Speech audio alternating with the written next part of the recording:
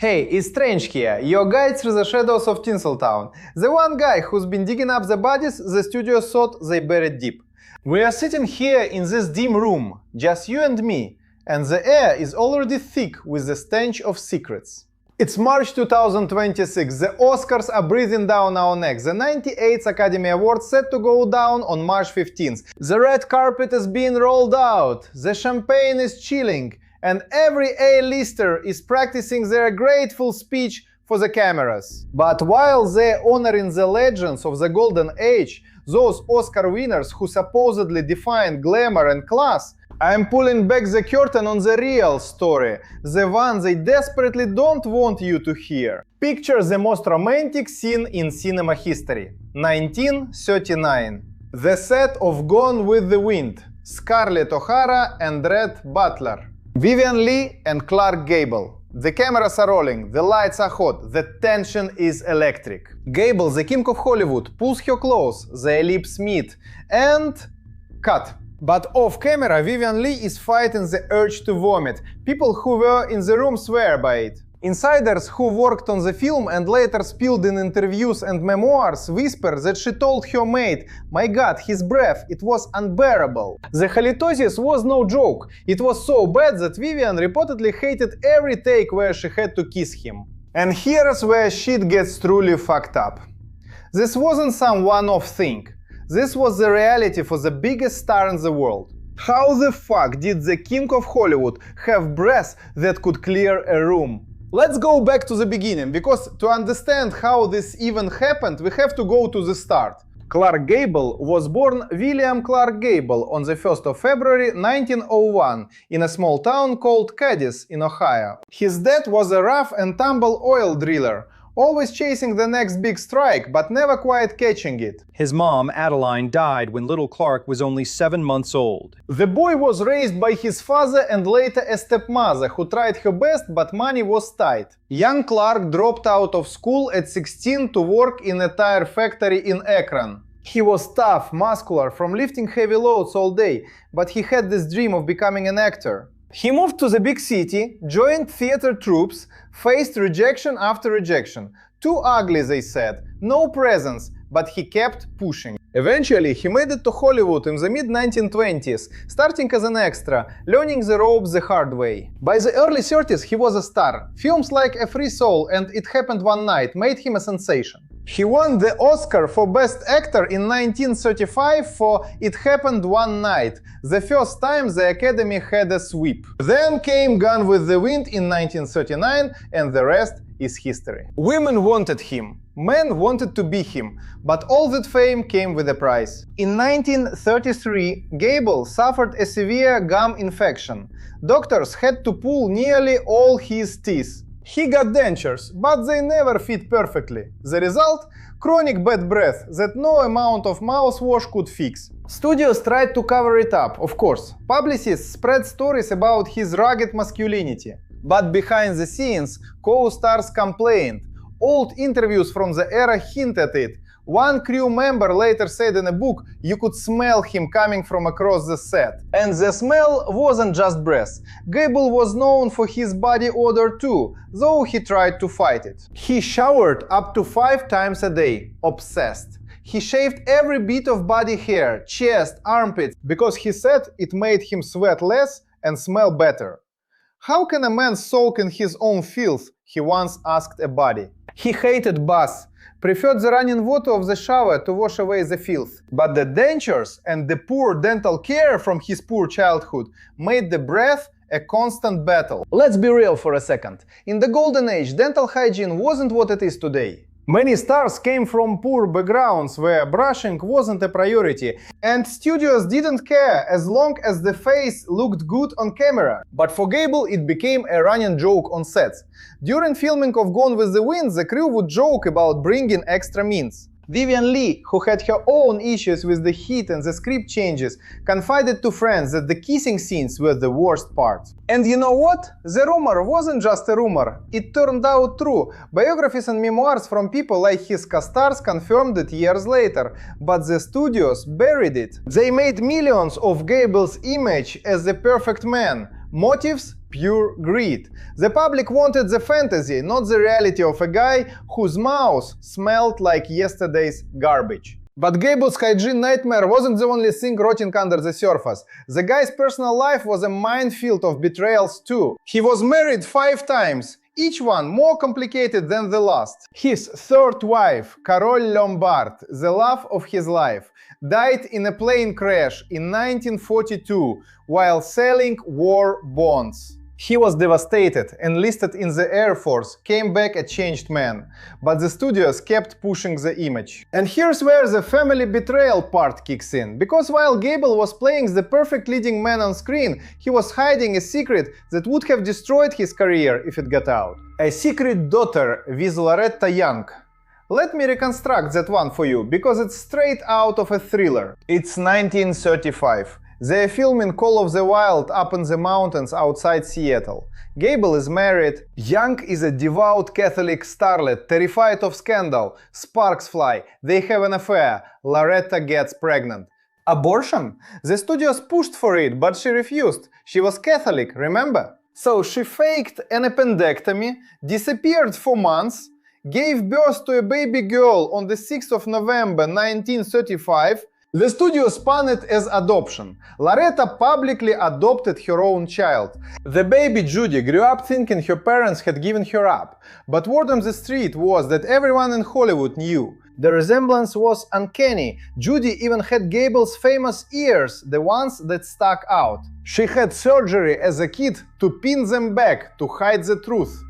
Gable saw her once at school when she was a teenager, but never acknowledged her, never paid a dime of support, never called her daughter. The rumors swirled for decades, people whispered, tabloids hinted, but no one had proof. Until Judy wrote her book Uncommon Knowledge in 1994. She confronted her mother. Loretta finally admitted it. Clark Gable was your father. He was darling, sweet and very gentle, but he was married, so we hid it. And in her own posthumous memoir, Loretta confirmed everything. The rumor that turned out true. A family betrayal that lasted a lifetime. The studios made millions of Gable, while his own flesh and blood grew up without him. How the fuck does that happen?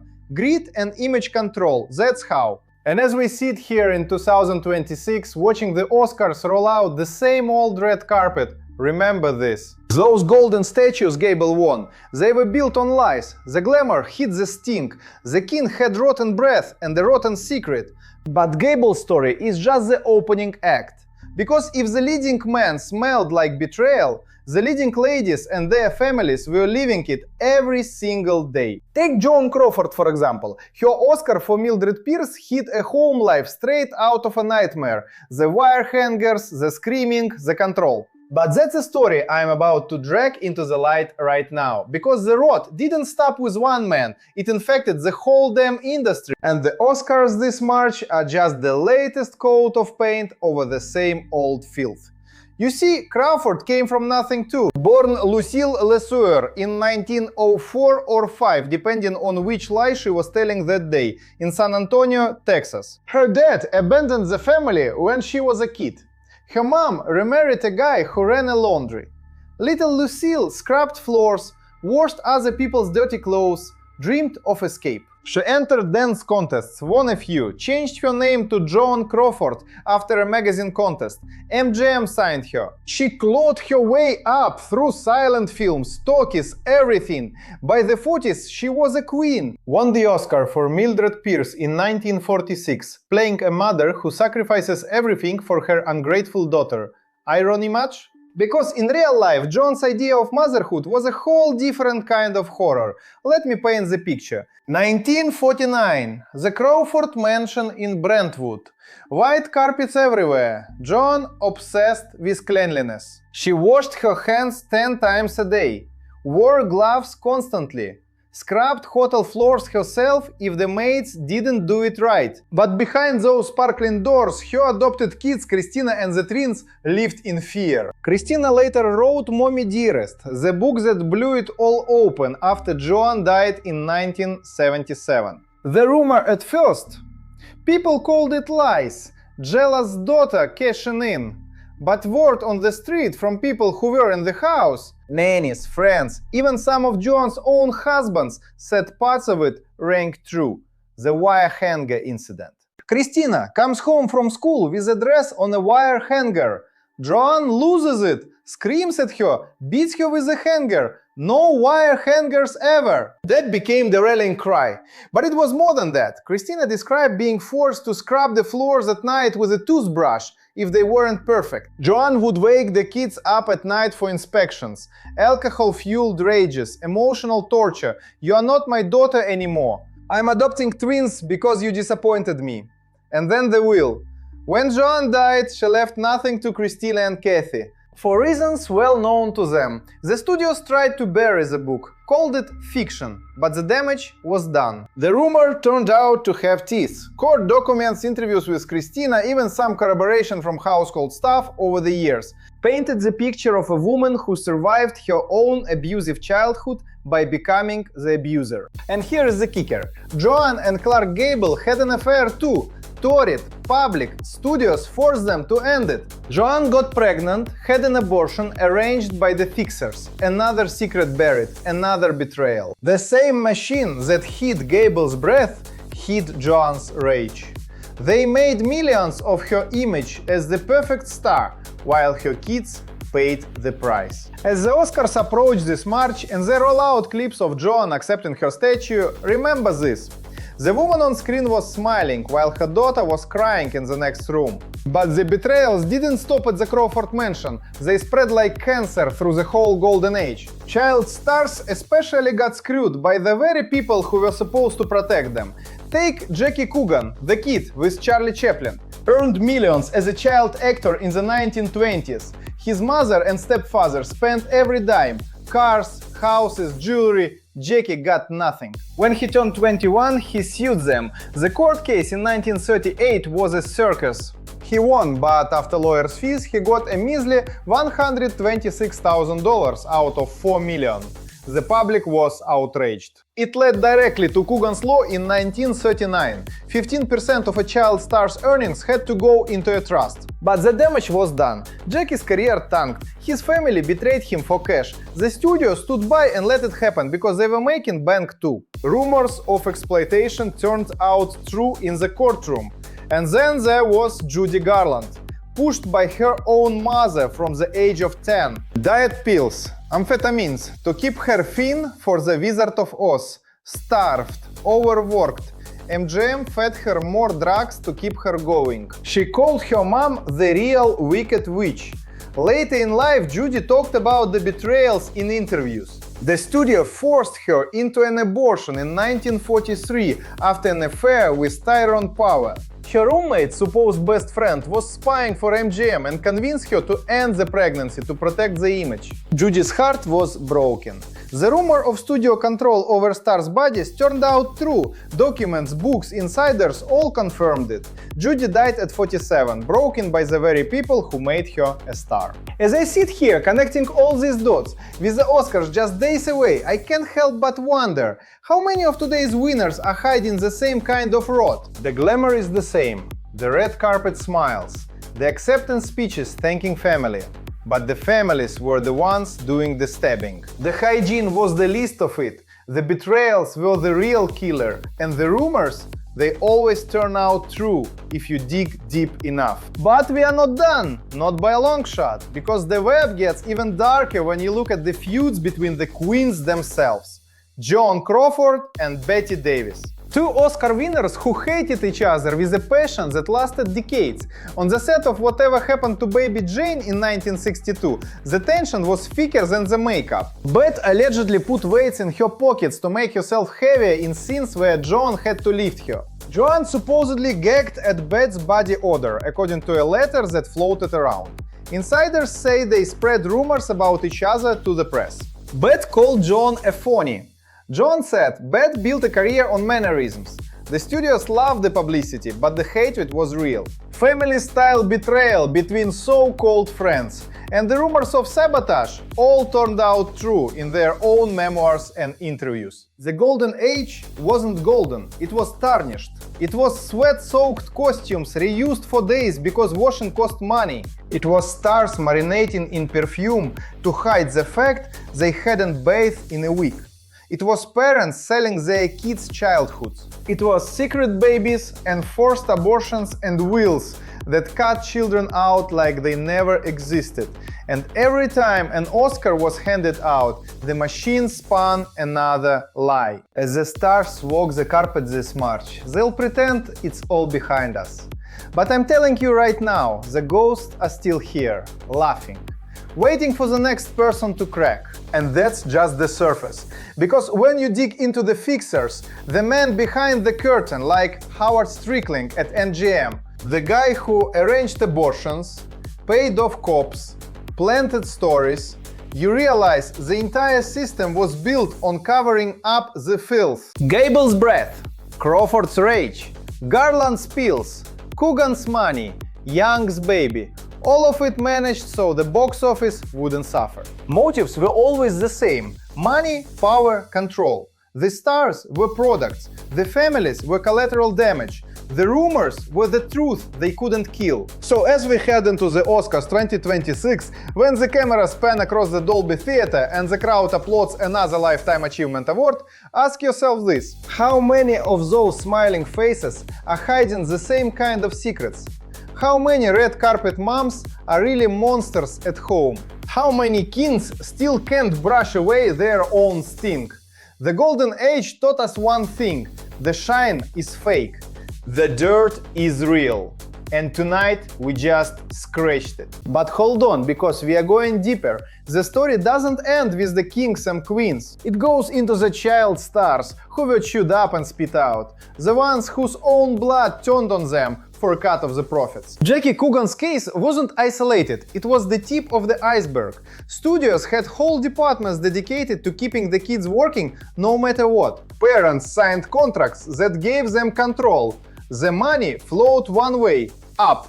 And when the kids grew up and wanted their share, the betrayals got ugly. Courtrooms, public scandals. Laws changed, but the damage never did. Coogan himself fought in World War II, came back to a career that was over. His family spent his fortune on parties while he slept in a car. The rumor that parents would destroy their own kids for cash turned out true in black and white legal papers. And then there's the other side of the family coin, the secret children who were erased. Loretta Young and her daughter Judy weren't the only ones. Studios arranged dozens of these cover-ups. Actresses shipped off to Europe for 9 months. Babies handed to relatives or orphanages. Fathers who were big names never acknowledged their kids. Gable saw Judy once and walked away. Never sent a birthday card. Never paid tuition. The man who played the ultimate father figure on screen abandoned his own flesh and blood because the studio said it would ruin his image. The betrayal wasn't just personal, it was systemic. The same system that hid his bad breath hid his daughter. Millions made, one life erased. As the Oscars approach and they play those clips of Gable in Gone with the Wind, the audience will swoon. But now you know. The kiss that made hearts flutter, made Vivian Lee gag. The king was human, flawed, stinky, and the family he never claimed paid the price in silence for decades. Judy only spoke out after her mother died. She wrote the book because she wanted the truth out. The rumors that had followed her whole life finally confirmed. And the industry?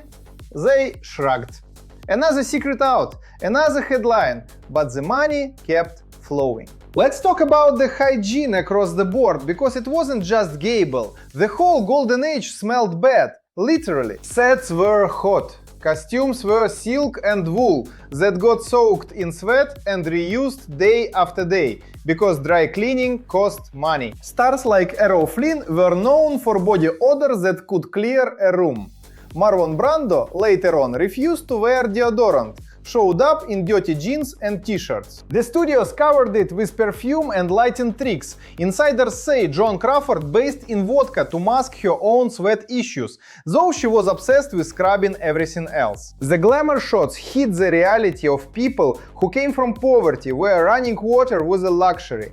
Bad teeth, bad breath, unwashed hair under the wigs. The public never knew because the fixers made sure the stories never saw print, but the rumors leaked. And every single one that got confirmed painted the same picture. The golden age was filthy. And the families?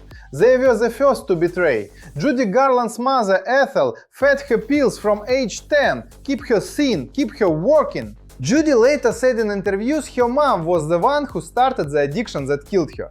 MGM piled on. The studio doctor gave her uppers and downers like candy. She was 16 filming The Wizard of Oz and already hooked. Her own family sold her health for fame. The betrayal cut deep. Judy tried to break free, but the machine pulled her back. Forced abortion, broken heart.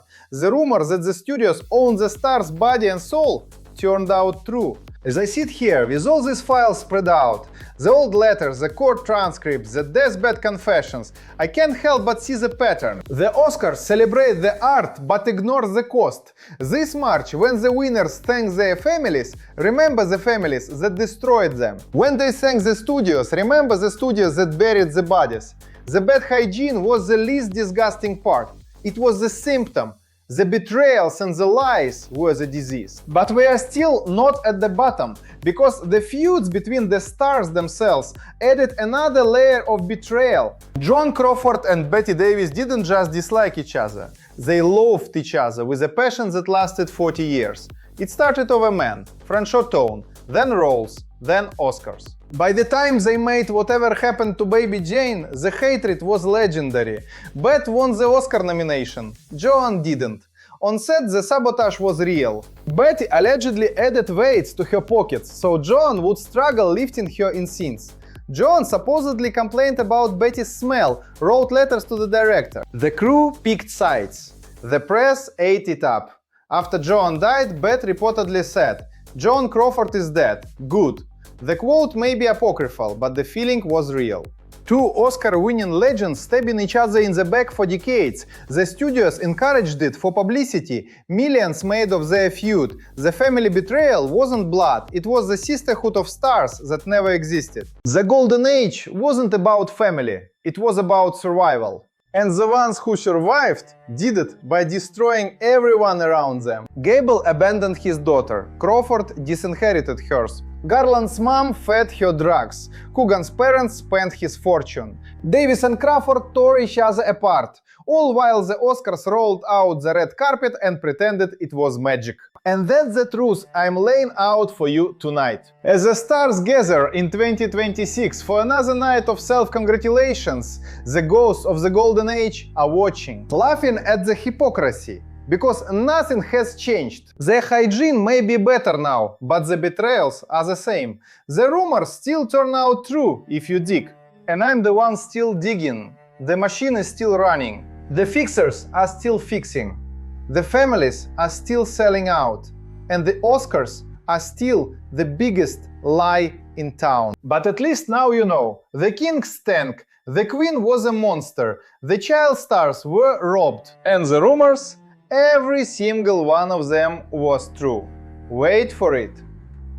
Because we're about to go even deeper into the web of lies that held the whole thing together. The fixers, the abortions, the secret lives, the way the Academy itself looked the other way while the dirt piled up. But that's for right after this break in the story, because the Oscars this March are going to feel a little different after tonight, aren't they? And speaking of those fixers who kept the whole rotten machine running without anyone ever smelling the decay underneath, let's pull back the curtain even further, because this is where the real engineering of lies happen. The kind that made the Oscars possible year after year, while the blood and the peace and the betrayal soaked into the carpets of every major studio. I'm talking about the men who didn't just bury the stories, they cremated them, scattered the ashes, and then planted flowers over the graves so the public would never suspect a thing. Howard Strickling at Metro-Goldwyn-Mayer wasn't some low-level press agent. This guy was the architect. Born right around the same time as Clark Gable in 1898 in Kentucky, he came up through the newspaper game and learned early that truth was whatever you printed first. By the 1930s, he was running publicity for the biggest studio on earth, and his right-hand man, Eddie Mannix, was the muscle. Mannix, that Irish bruiser from New Jersey, who started as a bouncer and ended up basically the vice president of cover-ups at MGM. People who were in the room with him swear the guy carried a gun in his desk drawer and had direct lines to every police captain in Los Angeles. He didn't ask questions. He fixed problems. Abortions, hushed-up affairs, silenced witnesses, you name it. The smell of money and fear in those offices must have been thick enough to cut with a knife. Picture this scene, because I want you to feel it the way the stars felt it. It's a rainy night in 1937. The MGM lot is mostly dark except for one bungalow office where the lights are still on. Strickland is sitting behind his desk in a perfectly pressed suit, cigarette smoke curling up toward the ceiling. Eddie Mannix is pacing, cracking his knuckles. And across from them sits a terrified young contract player, whose name the studio would later pretend never existed in the first place. She is pregnant. The father is a married leading man whose picture is on every marquee in America. Abortion is illegal, but that never stopped them. Mannix picks up the phone, makes one call, and suddenly there is a private doctor waiting in a back alley clinic in downtown Los Angeles. No records, no questions, just cash on the table and the promise that if she ever talks, her career dies that same night. That girl walked out of there empty and broken, and the next day she was back on set, smiling for the cameras like nothing happened. How the fuck does that even work? Because the machine was designed that way. The studios owned these kids' body and soul from the moment they signed those 7-year contracts. And the Oscars, they were the annual whitewash party where everyone clapped and pretended the golden age was pure magic. But here's where shit gets truly fucked up. The same fixers who handled the pregnancies also handled the hygiene disasters when they threatened to leak. Errol Flynn, the swashbuckling hero of Captain Blood and the adventures of Robin Hood. The guy every woman in America wanted to climb into bed with in the 1930s and 40s. On screen he was dashing, clean-cut, perfect teeth flashing in that famous green. Off screen, let's be real for a second. The man was a walking biohazard. Insiders who worked on his pictures, the ones still scared to talk even decades later, described his body odor as something that could peel paint off the walls. He rarely bathed between takes. The costumes on those pirate ships and jungle sets were wool and leather, soaked in sweat for weeks at a time because dry cleaning slowed production and cost money. Flynn would show up reeking of last night's whiskey, the night before that, and whatever woman he'd rolled around with. His breath? Chronic from heavy smoking and drinking and, word on the street, a serious case of untreated gum disease he picked up in Australia before he ever hit Hollywood. Co-stars complained in private memos that got buried. One actress who worked with him on the charge of the Light Brigade said she had to turn her head during love scenes because the smell made her eyes water. But the studios just doused him in cologne, shot him from the right angle and let the fantasy sell tickets. Millions upon millions of dollars, while the king of swashbucklers smelled like a dockside tower. And the family betrayal with Flynn? Oh, it ran deeper than the dirt under his fingernails. He was married 3 times, each one a disaster. His first wife, Lily Damita, fought him in court for years over their son Sean. Flynn was barely around, chasing tail and sailing his yacht, the Sirocco, where the parties got so wild that rumors of underage girls started swirling as early as 1942. Those rumors turned out to have teeth. In 1943, 2 girls, 16 and 17, accused him of statutory rape on that very boat. The trial was a circus. Flynn walked free after a brilliant defense, but the damage to his image was done. His own daughter Rory, years later, in her own memoir, described the father who was charming on the surface, but absent and selfish as hell. He left her and her brother with almost nothing. When he died broke in 1959 at age 50 from a heart attack, brought on by years of abuse. The studios made bank of his bad boy image, the fixers paid off witnesses when they could, and the family got the scraps. Come on, we all know that's the classic Hollywood story, right? The hero on screen, the deadbeat at home. But Flynn wasn't the only one whose sting got covered up while his bloodline paid the price. Let's talk about the original platinum blonde bombshell, Jean Harlow, born Harlan Harlow Carpenter. In 1911, in Kansas City, Missouri, to a controlling stage mother, who pushed her into beauty contests and then straight into Hollywood at age 16. Jean's real family betrayal started at home and ended with her death at 26. Her mother, Jean Harlow Sr., was a monster in a fur coat. She refused to let her daughter marry the man she loved, moved in with her, controlled every dime, and when Jean got sick with kidney failure in 1937, the mother actually blocked proper medical treatment because Christian Science bullshit said doctors were evil. Picture the scene. In that big white mansion on North Palm Drive. Jean is wasting away, vomiting blood, fever raging, and her own mother is spraying over her instead of calling an ambulance. The studio doctors knew. Louis B. Mayer himself sent people over, but the mother wouldn't budge. Jean died on the 7th of June 1937, and the official cause was uremic poisoning. But insiders who were in that house swore the mother basically murdered her through neglect. The rumor that her own mom killed her by refusing care turned out true in every biography.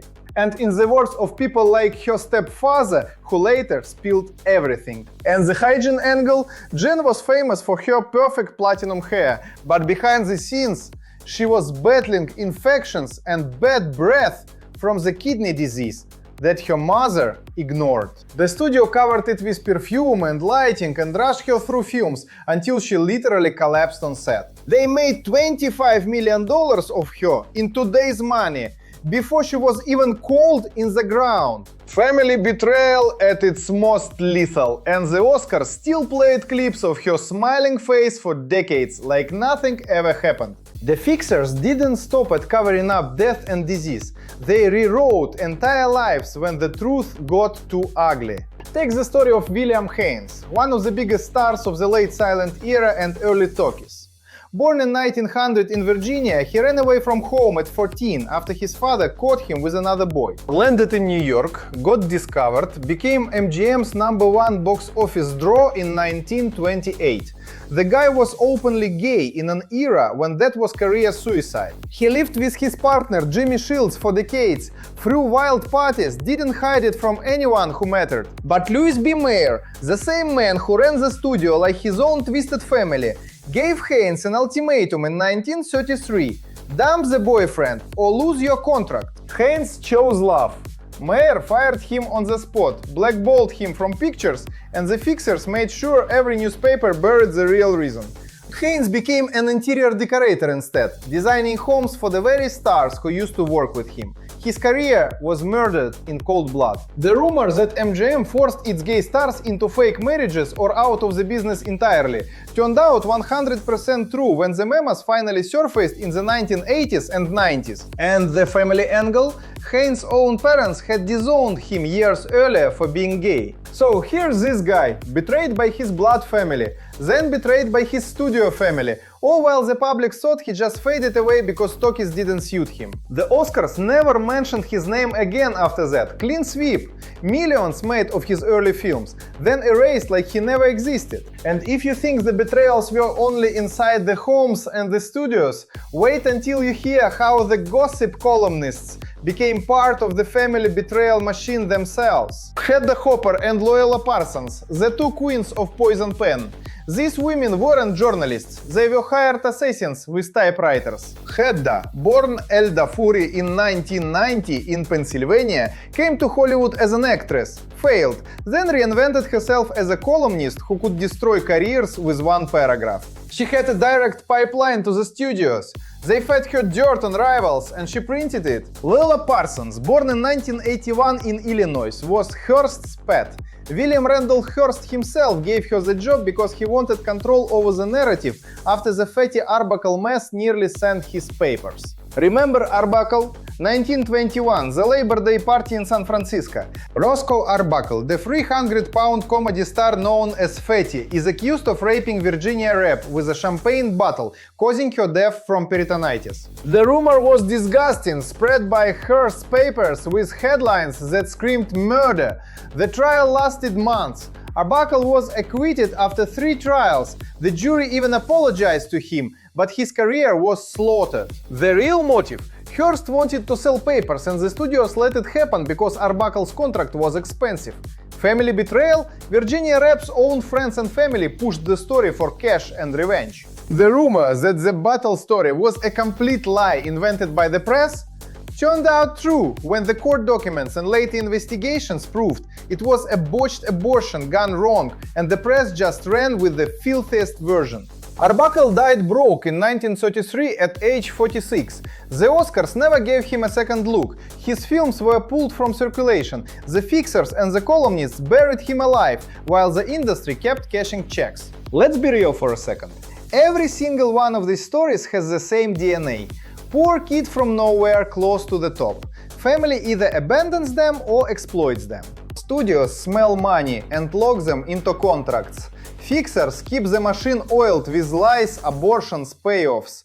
Columnists spread the controlled leaks. And the Academy Awards. They're the annual award ceremony where everyone dresses up, thanks their non-existent family support and pretends the golden age was built on talent and hard work instead of broken bodies, hidden pregnancies and rooms that smelled like death and denial. As we sit here in March 2026 with the 98 Oscars literally 9 days away, the same Dolby Theatre is being prepped with the same red carpet, the same spotlights, the same scripted acceptance speeches. And every time they play a clip of Errol Flynn swinging from a rope or Jean Harlow betting those lashes, I want you to remember the real footage that never made it to air. The sweat-stained costumes.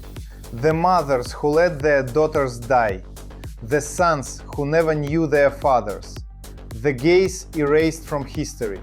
The fixers laughing all the way to the bank. But the web gets even sicker when you realize the Academy itself was in on the game from the very beginning. Those golden statues weren't handed out by some impartial group of artists. They were controlled by the same studio heads who paid the fixers. Louis B. Mayer was one of the founding members of the Academy in 1927. He helped create the Oscars to give Hollywood respectability after scandals like Arbuckle threatened to kill the industry. The first Oscars in 1929 were basically a private dinner at the Hollywood Roosevelt Hotel with no press, no suspense, winners already known. It was a self-congratulations party designed to whitewash the filth. And they've been doing it ever since. Every year, since 1929, they've honored the very people whose secret they helped bury. Clark Gable's Oscar for It Happened One Night? Given while his secret daughter was growing up without his name. John Crawford's for Mildred Pierce handed out while her adopted kids were scrubbing floors with toothbrushes. The system rewarded the monsters and erased the victims. That's not opinion. That's the court records, the memoirs, the deathbed confessions, the leaked studio memos that have trickled out over 90 years. The rumors didn't just turn out true, they were the only truth. And here's the part that should make your stomach turn as you watch the red carpet coverage this year. Nothing has changed in the DNA of this town. The hygiene might be better with modern dentistry and showers that actually work, but the family betrayals still happening behind the mansions and the hills.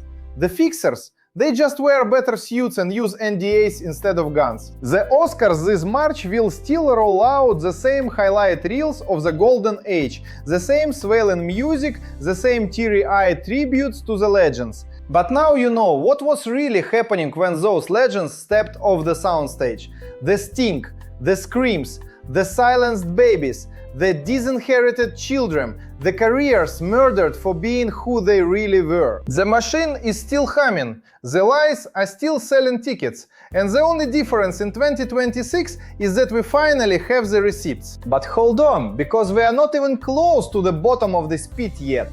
The real monster wasn't any single star or fixer, it was the entire system that turned human beings into products, chewed them up, and spat them out while counting the profits. And when you start looking at how the money flowed upward to the very top, while the families at the bottom got nothing but scars and silence, that's when this story turns into something that will make you question every single acceptance speech you've ever heard. The Oscars this year are going to feel a hell of a lot different once we drag that part into the light. And when you start looking at how the money flowed upward to the very top, while the families at the bottom got nothing but scars and silence, that's when this story turns into something that will make you question every single acceptance speech you've ever heard. The Oscars this year are going to feel a hell of a lot different once we drag that part into the light. But the part that really turns your stomach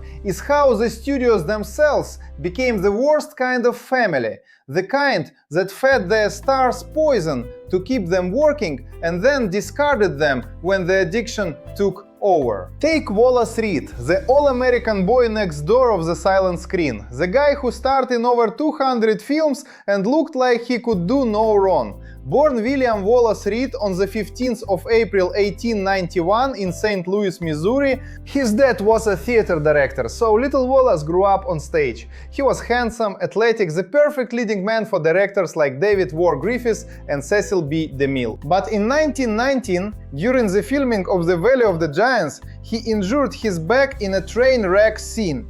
The studio doctor at Paramount gave him morphine for the pain, just to get through the picture, they said. Then another picture, then another. Pretty soon Wallace was hooked, and the studio kept supplying it because he was their biggest star, bringing in millions. His wife, Dorothy Davenport Reed, begged the studio to stop, but they refused. They needed him on set. By 1922, he was a skeleton, barely able to stand.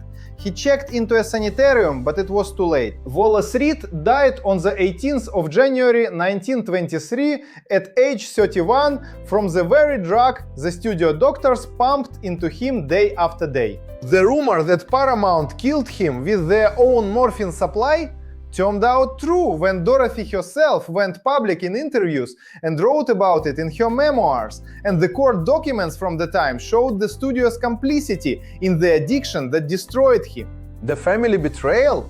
The studio was his family, the one that promised to take care of him and instead turned him into a junkie to protect their profits. And the hygiene?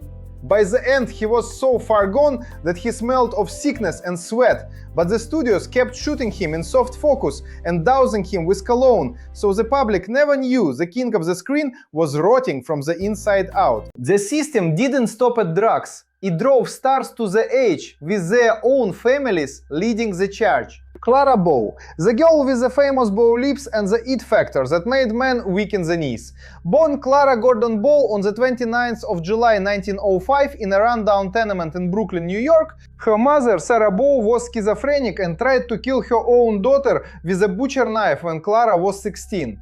The night is etched in history. Clara is home alone with her mom. Sarah wakes up screaming about sin and the devil, grabs a knife from the kitchen and lunges at Clara. Clara fights for her life, runs to the neighbors screaming. The police come, Sarah is taken away to an asylum. Clara's father Robert was no better, a drunk who only appeared when Clara started making money in Hollywood. He took a percentage of her earnings and then vanished again. When Clara became the #1 box office draw with films like Man Trap and It in the 1920s, the Betrayals piled up. The studio at Paramount pushed her into 80 films in 10 years, no breaks, no mercy. She had nervous breakdowns, insomnia, the kind that comes from childhood trauma that never healed. People who were in the room swear that during her peak, Clara would go days without bathing because the schedule was so brutal, she literally collapsed in her dressing room between takes. The studio covered it with perfume and fresh wigs, but insiders later said her trailer smelled like unwashed silk and fear. The rumor that her own mother had tried to murder her turned out true when Clara talked about it in rare interviews, and it was confirmed in court records and David Stein's biography. The rumor that her dad exploited her earnings, also true in black and white accounting ledgers that surfaced decades later. Clara ended up in a sanitarium herself. forgotten by the industry that made $25 million of her in today's money before she was even 30. And if you think that level of family rot was rare, wait until you hear about Marie Prévost. Born Marie Prévost on the 8th of November 1898 in Ontario, Canada, she started as a Mac Sennett Basin beauty, then became a leading lady in the 1920s with hits like The Marriage Circle. On screen she was glamorous, funny, the girl next door with a wink. Off screen her mother was dead, her father long gone, and the studio was her only family. But when her career started to slip in the early 30s because she gained weight, Warner Brothers dropped her like a bad habit. Marie turned to alcohol, ballooned up to over 200 pounds, and isolated herself in a small apartment on Hollywood Boulevard. On the 23rd of January 1937, a friend found her body. She had been dead for days. Her little dachshund had been locked in with her and in desperation had started eating her face and arms. The smell was so bad, neighbors had complained for a week. The studio sent a publicist to spin it as heart failure, but the coroner's report and the police photos told the truth. Marie Prévost starved to death and was partially eaten by her own dog, while Hollywood pretended she didn't exist anymore. The rumor that the industry abandoned her to die alone turned out true when the death certificate and the studio memos finally came out in the 1970s. No family showed up for the funeral. The people who were supposed to love her, her blood and the studio family, let her rot in that apartment while they counted the money from her old pictures. The betrayals kept getting darker. Thelma Todd, the beautiful blonde comedian known as the Ice Cream Blonde, born Thelma Alice Todd on the 29th of July 1906 in Lawrence, Massachusetts, she was a school teacher turned actress, starred in over 120 films with the Marx Brothers and Laurel and Hardy.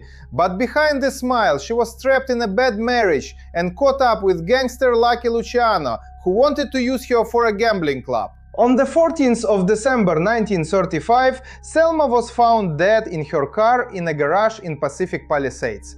Carbon monoxide poisoning.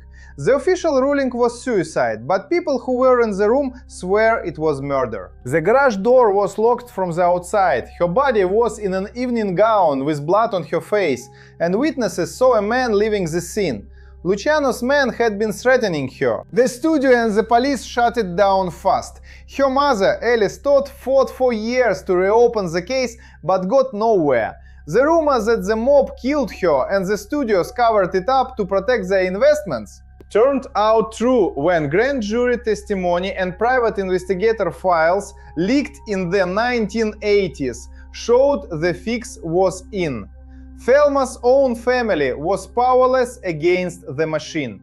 Another star gone, millions still rolling in from reruns, and the Oscars never mentioned her name again. But the 1940s and 50s took the family knife and twisted it even harder. Rita Hayworth, the love goddess, the woman whose red hair and curves made GIS pin-up posters during World War II. Born Margarita Carmen Cancino on the 17th of October 1918 in Brooklyn.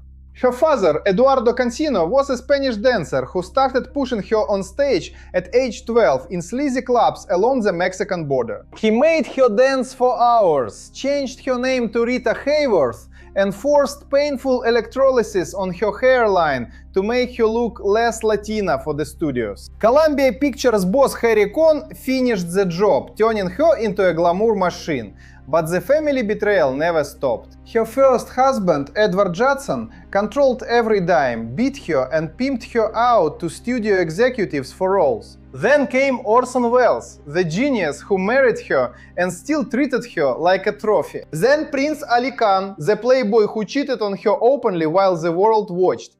Rita's own daughter Yasmin later said her mother was broken by all of it. And the hygiene during her Columbia years. Insiders who worked on films like Gilda said she was forced to work through bladder infections and exhaustion, sometimes showing up on set without having showered because the schedule was non-stop. The studio just sprayed her with perfume and kept the cameras rolling. The rumor that her own father exploited her as a child dancer and took her money turned out true in Rita's own divorce papers and biographies like Barbara Leaming's If This Was Happiness. The same machine destroyed Ingrid Bergman's family in front of the entire world. Born Ingrid Bergman on the 29th of August 1915 in Stockholm, Sweden, she came to Hollywood, won an Oscar for Gaslight in 1944 and was America's sweetheart. Then, in 1949, she left her husband Peter Lindström and their daughter Pia to run off with Italian director Roberta Rossellini. She got pregnant out of wedlock with twins Isabella and Isotta Ingrid. The United States Senate actually stood up and denounced her as a powerful influence for evil. Her own daughter Pia was kept from her for years. Peter fought her in court, the press called her a whore, and Hollywood blacklisted her for years. Ingrid had to flee to Europe. The rumor that the studios and the government worked together to punish her for daring to have a real life turned out true when the congressional records and her own letters were published in her daughter's memoir. The family betrayal cut so deep that Pia didn't speak to her mother for decades. All while the Oscars kept handing out statues to people who played by the rules. And then there was Montgomery Clift, the beautiful, tortured soul who defined the new method acting. Born Edward Montgomery Clift on the 17th of October 1920 in Omaha, Nebraska. His mother, Sunny Clift, pushed him into acting from age 13, controlling every move. His father was distant, ashamed of Monty's sexuality. When Monty's car smashed into a telephone pole in 1956 after a party at Elizabeth Taylor's house, his face was shattered. The studio forced him back to work on Raintree County while he was still in pain. He became addicted to painkillers and alcohol. His family barely visited. Monty died at 45 in 1966, alone in his New York townhouse. The rumor that his own mother treated him like a product and abandoned him after the accident turned out true in his brother Brooks Clift's interviews and the hospital records that showed the family barely showed up. The hygiene in his final years. People who knew him said the painkillers and drinking left him unwashed and reeking, but the studio still wanted that pretty face on screen until it literally fell apart. Right after Monty's accident, the town got another dose of family horror when Lana Turner's 14-year-old daughter Cheryl Crane grabbed a kitchen knife and stabbed her mother's gangster boyfriend Johnny Stompanato in the stomach on the 4th of April 1958. Lana was screaming. The house on Bedford Drive was covered in blood. Cheryl said she did it to protect her mom from the beatings. The trial was a circus. Lana took the stand in a tight dress and cried while her daughter sat there in juvenile hall. The studio spun it as self-defense and Cheryl was sent to a girl's home. But word on the street from people in that house was that Lana had been pimping her own image and her daughter's safety for years to stay relevant. The rumor that Lana's lifestyle nearly got her daughter sent to prison turned out true when the court transcripts and Cheryl's own book Detour came out. Another mother-daughter pair destroyed by the same machine that sold Lana as the ultimate glamour girl. As the red carpet rolls out again this March for the 98th Academy Awards, every time they show a clip of Rita dancing, or Ingrid looking noble, or Monty smoldering on screen, remember what was really happening off camera. The fathers who sold their daughters, the mothers who tried to kill them, the studios that supplied the drugs and the cover stories, the children left to step their way out of the nightmare. The Oscars will play the swelling music and the stars will thank their families. But now you know the truth. The families were the ones holding the knife. The studios were the ones twisting it. And the rumors? Every single disgusting one turned out to be the only honest thing in town. But we are still not at the very bottom. Because the final layer of this rod goes straight to the money, the wills, the secret trusts, and the child stars who were robbed blind by the very people who gave them life. And when we pull that last curtain back, the Oscars this year are going to look like nothing but a fancy funeral for the truth. Let me take you inside one of the most heartbreaking setups in silent era history, because this one hits different when you realize the kid never stood a chance. It is 1921, and little Peggy Jean Montgomery, barely 4 years old, is already the biggest child star in the world after baby Peggy. Born on the 29th of October 1914 in San Diego, California, to parents who saw dollar signs the second she could walk. Her dad, Jack Montgomery, was a former cowboy stuntman turned desperate manager. Her mom, Marian, was the stage mother from hell who dressed her up like a miniature adult and pushed her into 2 reel comedies for Century Studios. By age 5, baby Peggy was pulling down $1 million a year in today's money. She made over 150 shorts and features, co-starring with the biggest names, and the family lived in a mansion in Beverly Hills with servants and cars. But here is where shit gets truly fucked up. Every single dime went straight into her parents' pockets. No trust fund, no savings, no lawyer looking out for the kid. They blew it all on parties, bad investments, and keeping up with the Hollywood Joneses. People who were in the house swear the little girl would beg for a nickel for candy, and her own mother would slap her hand and say, "That is not for you, it is for the family." The rumor that her parents stole her entire childhood fortune turned out true when baby Peggy grew up, changed her name to Diana Sarah Carey, and wrote her memoirs in the 1990s. She detailed the exact contracts, the bank statements that showed zero in her name, and the day her father lost the last of it in a bad oil deal. By the time she was 13, the money was gone, the mansion was sold, and she was working as an extra for $50 a week while her parents lived off the scraps. Diana told interviewers decades later that her mother once screamed at her, "You owe us everything." The hygiene angle in those early days. The sets were freezing cold warehouses, the costumes were reused for days without washing because speed was money. And little Peggy would come home covered in stage makeup and dust, with no one bothering to bathe her properly because the next call time was at dawn. Insiders who worked on the Century lot said you could smell the unwashed kid stars from across the soundstage. But the cameras kept rolling and the parents kept cashing the checks. And if you think baby Peggy was an outlier, let us talk about the most famous child star of them all and how even the biggest name in the business could not escape the family knife. Shirley Temple, born Shirley Jane Temple on the 23rd of April 1928 in Santa Monica, her mother, Gertrude, was the ultimate stage mom, dragging her to auditions at age 3, dyeing her hair darker to make her look more marketable, and signing her with Fox before she could even read. Shirley made $26 million in today's money by age 10. Hit after hit, songs, dolls, the whole empire. But guess who controlled every penny? Gertrude and George Temple set up a trust, sure, but it was their names on the signatures, and they took massive cuts for management fees that were basically just cash to them. Shirley later revealed in her own autobiography Child Star that her parents lived like royalty, while she was given an allowance of 25 cents a week. She found out at age 21 that most of her money had been invested badly or spent on their lifestyle. The family betrayal got even uglier when Shirley married for the first time and her mother tried to block it because she wanted to keep control of the remaining cash. Word on the street from people close to the family in the 1940s was that Gertrude would lock Shirley in her room for hours if she complained about the endless publicity tours. And the little girl would cry herself to sleep in a room that smelled of old makeup and unwashed hair from 12-hour days on set.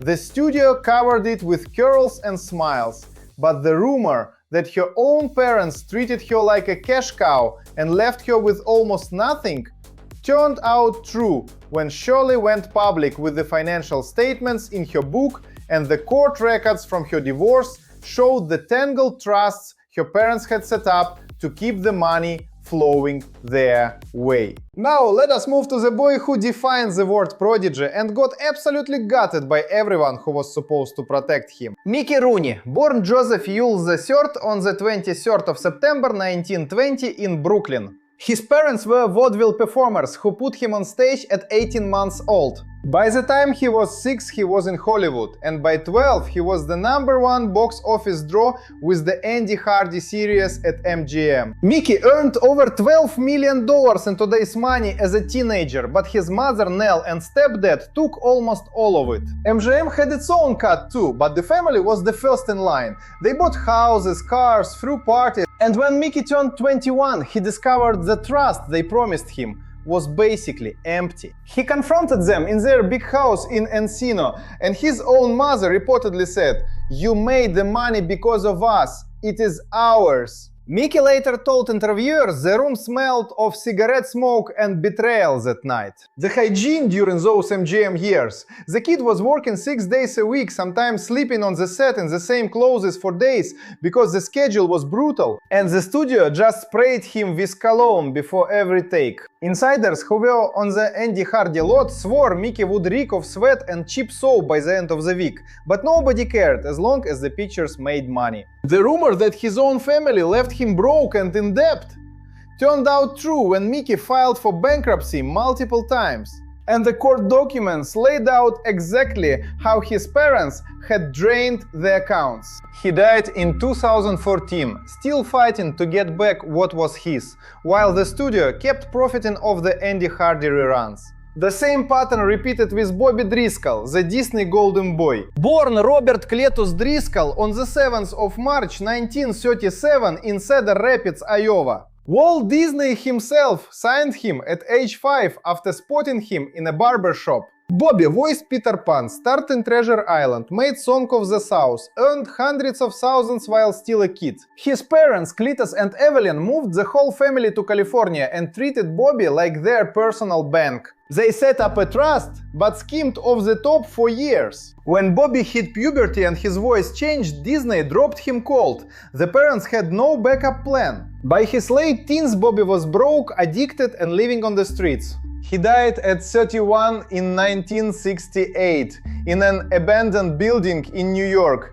His body unidentified for days until fingerprints matched. The coroner's report said he had been dead from heart failure brought on by drugs, and the apartment smelled of decay and unwashed clothes. His own parents?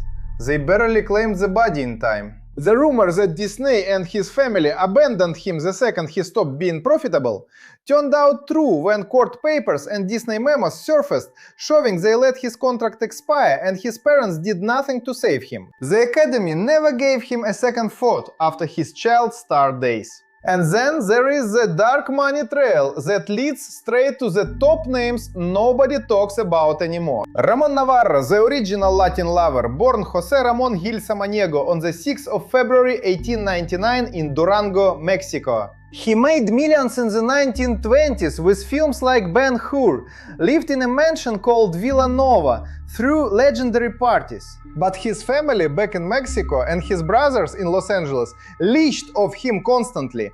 He supported dozens of relatives, paid for their houses, their cars, everything. When his career faded in the 30s because of the production code cracking down on his sexuality, the family kept demanding money. Ramon never married, kept his private life hidden, but the studios and his own blood drained him dry. He ended up selling his mansion piece by piece. On the 30th of October 1968, two young hustlers he had invited over for drinks beat him to death with a cane in his Hollywood Hills home, looking for cash they thought he still had hidden. The killers were brothers Paul and Tom Ferguson, and the crime scene photos showed blood everywhere and the body that had not been properly cared for in years. The rumor that his own family bled him dry and left him vulnerable turned out true when his sister Carmen and the estate records showed the endless transfers and the will that left almost nothing because there was nothing left. The fixers at MGM had covered his sexuality for decades with fake dates, but the family betrayal was the one that finally killed him. The pattern is sickeningly consistent. Tyrone Power, born Tyrone Edmund Power III on the 5th of May 1912 in Cincinnati. His father was an actor who died young. His mother pushed him into the business. Tyrone became Fox's biggest star in the 1940s, swashbuckler, leading man, millions in the bank. But his mother and sister demanded huge allowances, and when he died suddenly of a heart attack on the 11th of November 1958 during filming in Spain, his will revealed he had been supporting them lavishly while his own children from different marriages got the leftovers. The rumor that his family treated him like an ATM even after death turned out true when the probate documents showed the trust set up to keep the money flowing to his mother long after he was gone. And the hygiene in his final years. Insiders on the set of Solomon and Sheba said the pain from his undiagnosed heart issues left him exhausted and unwashed between takes. But the studio kept the cameras rolling because the money never stopped. Buster Keaton, born Joseph Frank Keaton on the 4th of October 1895 in Piqua, Kansas. The Great Stone Face. His parents Joe and Myra were vaudeville performers who literally threw him around the stage as a toddler for laughs. Buster made millions in the 1920s with his own production company, but when he signed with MGM in 1928, his family and the studio took over. His father drank the money, his mother signed bad deals, and MGM turned him into a salaried employee, destroyed his creative control, and left him broke by the 1930s. Buster's own son later said in interviews that the family home smelled of booze and regret. Buster died in 1966 with almost nothing left, while his films still played on television, making money for everyone else. The rumor that his own parents and the studio robbed him of his empire turned out true in the contracts and the bankruptcy filings that showed every dime accounted for and gone. As we sit here on the 6th of March 2026, the Dolby Theatre is already buzzing with final preparations for the 98th Academy Awards on the 15th. The same stage where they will hand out golden statues to new legends while playing clips of the old ones. The same red carpet where the stars will thank their families and the industry that supposedly lifted them up. But now you know the truth. I have been laying out for you through every single layer of this filth. The bad hygiene was never just about bad breath or unwashed costumes. It was a symptom of a system that treated human beings like products that did not need to be cleaned or cared for as long as the camera was rolling. The family betrayals were not accidents, they were the business model. Parents selling their own children, siblings demanding cuts, mothers locking doors and fathers cashing checks. The rumors that sounded too disgusting to be real, every single one of them was documented in court files, death certificates, bankruptcy papers, and the memoirs written by the survivors who finally found the courage to talk. The studios made tens of millions, the fixers kept the machine quiet, and the Academy handed out trophies like participation awards for surviving the machine they helped build. This March, when you watch the broadcast and the orchestra swells and the winners cry into their microphones, thanking mom and dad and the studios that believed in them, I want you to remember baby Peggy begging for a nickel, Shirley counting her pennies while her parents partied, Nicky confronting his mother in that smoke-filled room, Bobby dying alone in an abandoned building, Ramon beaten to death in his own home because the money ran out, Tyrone's will still paying off relatives from the grave. And Buster's stone face finally cracking when he realized his own family had helped the studio destroy him. The Oscars this year are not celebrating art, they're celebrating the same lie the golden age sold to all of us. The glamour is the cover-up, the dirt is the truth. And I am the guy who keeps digging until the smell comes out. You have been listening to the darkest secrets of Hollywood on Dirty Hollywood. The ones the stars are still trying to bury. The ones the Academy hopes you will forget by the time the credits roll. This is Strange, signing off from the shadows where the real stories live. Stay dirty, stay awake, and remember, the king never smelled like a king. The family was never family. And the rumors were never just rumors. They were the only honest thing in this whole rotten town. I will see you in the next one, because there is always more filth to uncover. Until then, keep your eyes open and your nose to the ground. The truth is always under the carpet. Subscribe right now if you want more of this. Smash that like button if you are as disgusted as I am.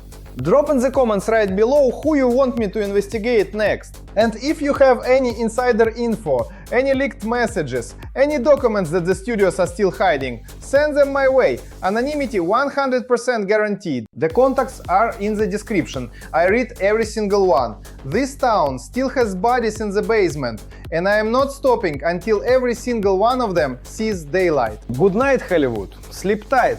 Just know that I am still watching.